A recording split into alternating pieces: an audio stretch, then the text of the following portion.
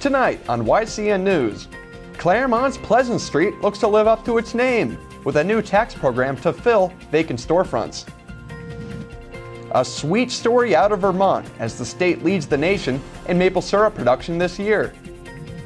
And Newberry, New Hampshire plays host to a golf tournament. We've got an update on how the competition is heating up. For more news, weather, and sports, stay tuned for YCN News, your local view. Now, your daily digest of the Dartmouth Lake Sunapee region, southern Vermont, and Windsor County. News, sports, weather, and all that is happening in our area. The news on YCN, your local view. Good evening, everyone. It's Thursday, July 23rd. Thank you for joining us tonight. I'm Kurt Weedy, and this is YCN News. Claremont's Pleasant Street may be getting some help. That is, if a new tax program designed to encourage business growth downtown and in the city is utilized by investors. Claremont City Councilors agreed by roll call vote last night to adopt Statute 79E. The statute, used by other cities across New Hampshire, such as the city of Dover, gives a tax break to business property investors. Now, this tax relief can be up to 5 years long. The goal is for money to be put into rehabbing a vacant storefront and restoring it to be put back on the tax rolls. Councilors and City Economic Director Nancy Merrill want the same thing. That is to reduce economic blight in and near Claremont's downtown and historic districts. Property taxes for the first several and up to 5 years would be assessed at the same rate before the building was upgraded. Now, also in Claremont, longtime executive director of the Claremont Soup Kitchen has been let go by the nonprofit's board of directors. The Valley News reports that Jan Bunnell will no longer oversee the soup kitchen. Earlier this year, Bunnell's role as executive director was changed. The post was then divided into a facilities director and a financial director. Now, another longtime employee was given the facilities operation role, and Bunnell was given the financial post. Yet the board wanted to hire someone with experience in grant writing plus computer and social media skills. Bunnell had been with the soup kitchen for 32 years. The search for a new financial director continues tonight. Turning to state news, Governor Maggie Hassan today extended an olive branch to lawmakers, especially Republican legislators. In a press conference in Concord, the governor offered a compromise proposal that includes and accelerates business tax cuts.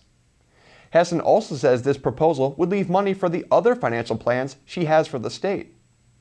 These plans include combating the heroin crisis and holding down the cost of college tuition at the state's colleges. According to a news release, Governor Hassan's proposal calls for the business profits tax to be set at 7.9% for the 2016 tax year, based on the business's income. Up to 5,500 small businesses would be exempt from the business enterprise tax, which is another tax overall. With the fiscal years 2016 and 2017 budget not yet approved, lawmakers are expected to meet again in September after a hiatus. Well, it's no secret that the Twin States, and specifically our region, are home to many farms that produce fresh fruits, vegetables, meats, and other goods. In early August, from the 3rd to the 9th, farms all across Vermont will be participating in Vermont Open Farm Week. This event will see numerous farms in the region and across the Green Mountain State opening to the public to celebrate. The specific days, times, and activities will differ from farm to farm, so be sure to check out valleyfarmfresh.org for full listings. Coming up next on YCN News, we head to the New London Barn and Playhouse to check out their current performance, Dirty Rotten Scoundrels. That's coming up after the break. The YCN News continues in a moment. Welcome back to YCN News, everyone. Thank you for staying with us on this Thursday evening. I'm Kurt Weedy. A sweet story for you now. When it comes to maple syrup production, Vermont leads the New England region and the nation. It was a better year for the Northeast maple syrup production in 2015 than last year, according to the New Hampshire Market Bulletin. In all 6 New England states, plus New York and Pennsylvania, the Northeast region's syrup production was just under 3 million gallons. Yes, that's right. That's an increase of 18,000 gallons from 2014. Vermont produces about 41% of the United States maple syrup overall. The 2015 maple syrup season in the northeastern region was considered mostly favorable. Cold temperatures contributed to a shorter season of sap flow compared to 2014. The earliest sap flow reported was January 1st in Vermont. Now, the latest sap flow reported to open the season was March 18th over the river in New Hampshire. Now, sticking with New Hampshire, the state seeks help updating its Wildlife Action Plan. The request centers on conserving all wildlife in the state through the year 2026. The plan guides state agencies, conservation organizations, towns, landowners, and others in their efforts to protect land and manage wildlife therein. The plan includes actions to address the needs of threatened and endangered wildlife and priority habitats, as well as natural lands too. The draft revised plan is available for review at the website shown below, or if you'd like, you can call 603-271-3421. Public input will be accepted through August 17th. The New Hampshire Fish and Game Department must submit the state's Wildlife Action Plan to the U.S. Fish and Wildlife Service for approval by September 30th. Well, with the new London Barn and Playhouse season in full swing, Lynn Solomon of the Kearsarge Chronicle took a trip over to the venue and spoke with some of the creative minds behind their current performance, Dirty Rotten Scoundrels. We'll hear from the assistant director and the lead female actress about what the play offers for audience members. Good afternoon, Lynn Solomon coming to you from the New London Barn Playhouse, and I have just had the extreme pleasure of watching Dirty Rotten Scoundrels here. It is such a hilarious show. If you want to laugh for 2 hours, come see this show. It's based on the 1988 movie with Steve Martin and Michael Caine, if any of you have seen that, turned into a wonderful, lively musical. The barn itself has it billed as a PG-13. It's got some adult humor, very funny. Anyone over 13 will love it. And right now we're going to speak with a couple of the people that have made this awesome show happen. The first is Vincent Ortega, Associate Director and Choreographer, and he happens to play Andre in the show. Hello, nice to meet you. How are you? Nice to see you too. What a delight. Thank you so much. The audience is here. It's great to do a piece like this where the audiences it's smart humor, and there's a smart audience here, so it's great. It really is. This is the second time you've done this show. This is the second time we've done it, and we adapted what we did the last time onto a smaller stage with different sightlines. But I think part of what we realized doing it, this version of it, the show originally was done very big with a large-scale orchestra, large-scale set. We found that when we did it smaller, the humor came out more. So it's better to do, it's almost better in doing it for the second time. Yeah, there's a lot of physical humor, people bumping into each other, and the small stage works well for that. Absolutely, and even in the choreography, we found that the audiences can see the formations and the changes, and the dancers here are wonderful. So we love our actors here. Good. I think anyone will enjoy the choreography because it's a little bit of everything: tango, jazz. It's super. There's a lot of Latin influence on a lot of the choreography, as well as just typical Broadway jazz, and so if you enjoy dancing, you'll like the show a lot. It's terrific. We also have Charlotte Munson here. You play the female lead, Christine Colgate, in this, who is a great character. So tell us a little bit how you like her character. I think it's one of the best characters I've ever gotten to play, to be honest. You get to sing every style, like big belting and then ballads and some crazy rock stuff in there too. I'm so grateful because this show is a blast. I've never had that much fun on stage before. So yeah, I'm thrilled to do it for the next 2 weeks. It's a nice contemporary piece, but it's got a lot of the old-fashioned elements, which I think our audience likes. Exactly. There are a lot of throwbacks to the old pieces and also some new stuff too. So yeah, it has everything, really. Well, so you'll be here for 2 weeks only. Mm-hmm. So if people want to catch this show, it only runs for a couple weeks, so they want to get their tickets soon. Oh, yeah, once word starts to travel how funny this show is, it will really sell out well. So thanks for joining us this summer. Thank you for having us. Oh, take care. Have a great one. You too. Thanks, Lynn. Sounds like there's something for everybody over there at the Barn and Playhouse.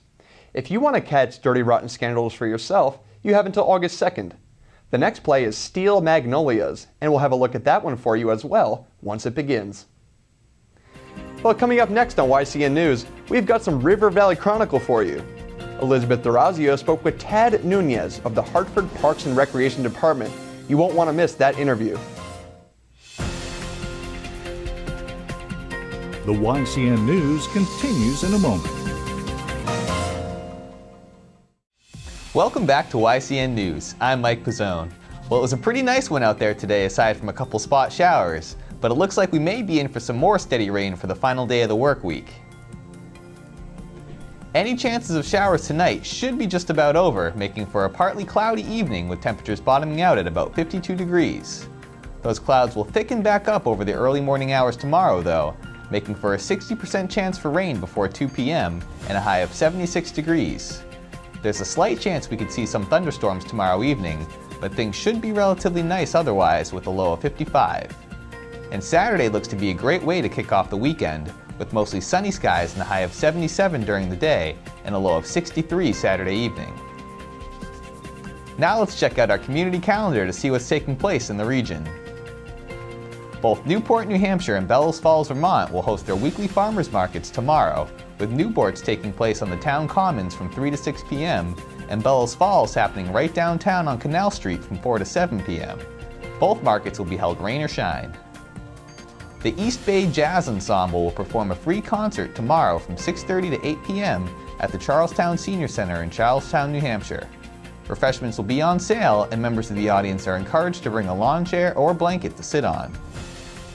Friday Night Bingo at KJ's Place on River Street in North Springfield, Vermont will be held tomorrow with games beginning at 6:30 p.m. Cost is $15 per package and doors open at 5.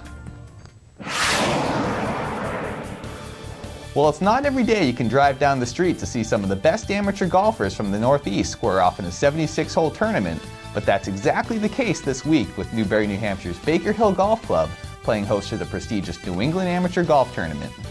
The tournament began Tuesday with 156 of New England's top amateur golfers converging on Baker Hill's scenic grounds for 36 holes of stroke play, before yesterday's cut narrowed the field down to the top 46 players. Those players teed off for 18 holes this morning for their third round in 2 days, before rounding out the fourth and final 18-hole round this afternoon. Massachusetts' Matthew Nomek put on a clinic on the par 4 18th hole, despite a less than ideal second shot that just barely stopped on the edge of the putting surface, as the Great Horse Country Club member put a perfect stroke on this lengthy putt, rolling right into the center of the cup for a birdie and third round 69. Rutland Country Club's Garen Poirier put this second shot up onto the green after his tee shot on 18 landed in the fairway bunker, while Massachusetts' Mackenzie Nelson's chip shot here out of a greenside bunker rolled within 4 feet of the hole, leaving him a virtual tap-in for a nice up-and-down par. I got the chance to speak with Newport Golf Club's Matthew Kilman after his first round of the day to ask him how things went and what it's like playing so close to home. Made a few more putts. Still left a lot out there. Left a lot of putts right in the heart, just a little short. So if I can get it to the hole, make a few more birdies. I made a bogey coming in too, so that'd be nice if I could get a few more birdies in. You know, it's a great course. The more I play it, the more I love it. But they can really tuck these pins to where they're pretty hard to get to. You know, I feel a lot more relaxed because my house is like 3 minutes down the road. I don't have to rush in the morning. A lot of tournaments up here I have to drive like 2 or 3 hours to get to sometimes. So being able to wake up like an hour ahead and just head over to the course is pretty nice. Kilman headed into the final round just outside the top 10, 8 strokes behind leader Ben Balter of Massachusetts. And on the baseball field, the New Hampshire Fisher Cats couldn't generate any offense in its 13-0 loss to the Harrisburg Senators last night. The Cats will begin a 4-game series against the Portland Sea Dogs on the road tonight at 7. That does it for your look at local sports. I'm Mike Pizzone. Thanks, Mike. Well, after the break, we'll finish up John O'Connor's and Ginny Lupe's conversation about the New Hampshire State Council on the Arts. We'll be right back with that. The YCN News continues in a moment.